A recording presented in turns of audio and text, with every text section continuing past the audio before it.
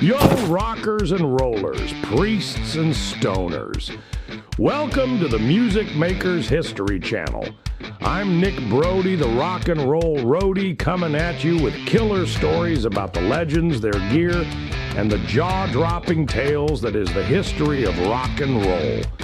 Today, from our Rock and Roll Bedtime Story series, we're diving into a tragic and controversial story that still echoes through the rock world. The death of Brad Delp, the golden-throated frontman of Boston. And the big question, was Tom Scholz to blame? Let's jump right in. Brad Delp was the vocal powerhouse behind some of the most killer rock anthems of the 70s.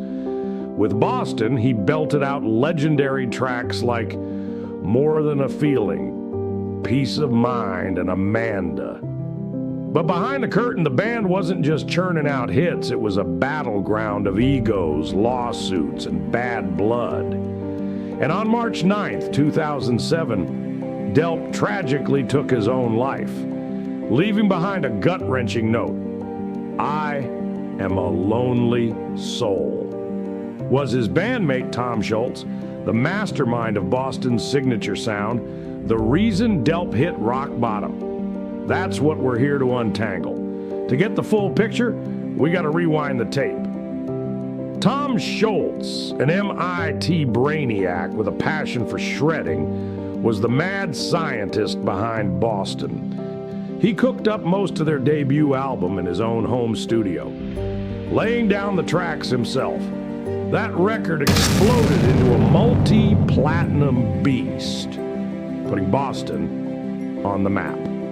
But with the limelight came serious friction. Scholz, a notorious perfectionist, called all the shots, and not everyone in the band was down with that. Members came and went, and lawsuits over cash and control became part of the band's soundtrack. On the flip side, Brad Delp was the mellow soul of the group, a laid-back, easygoing guy who just wanted to make music and keep the peace.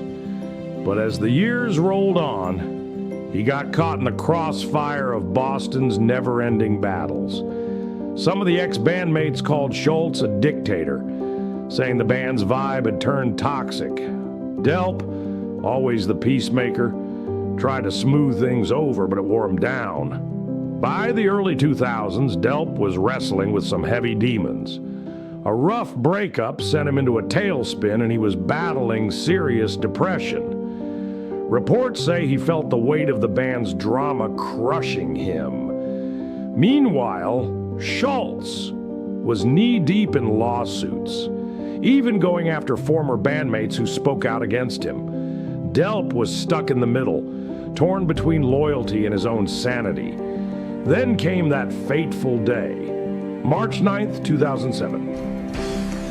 A developing story starts us off at 11. Legendary rocker Brad Delp, lead singer of Boston, found dead in his New Hampshire home.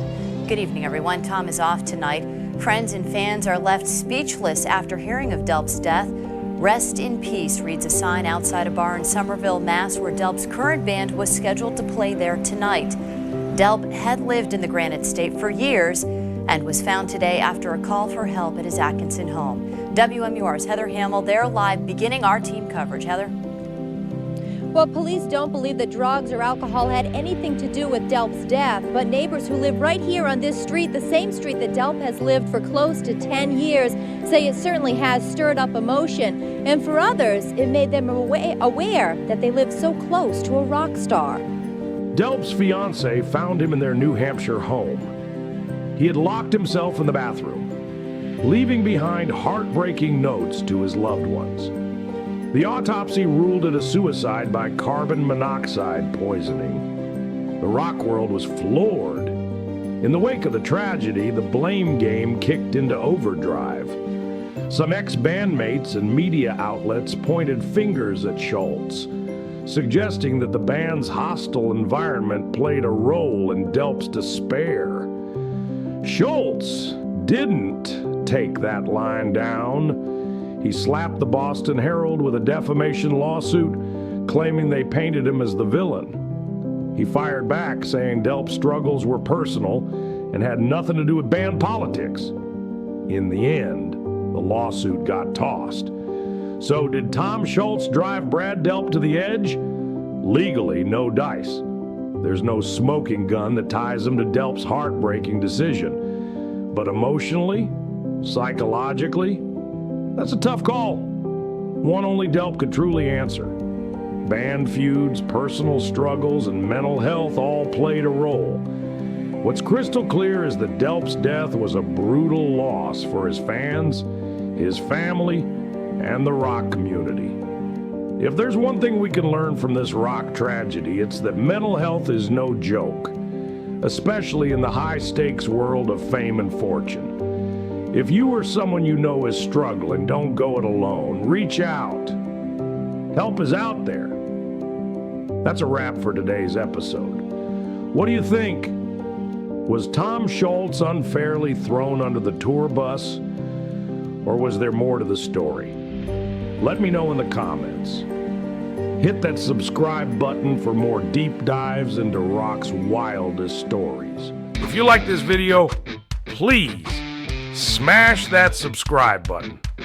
Give me a like, drop a comment, and share this with your crew.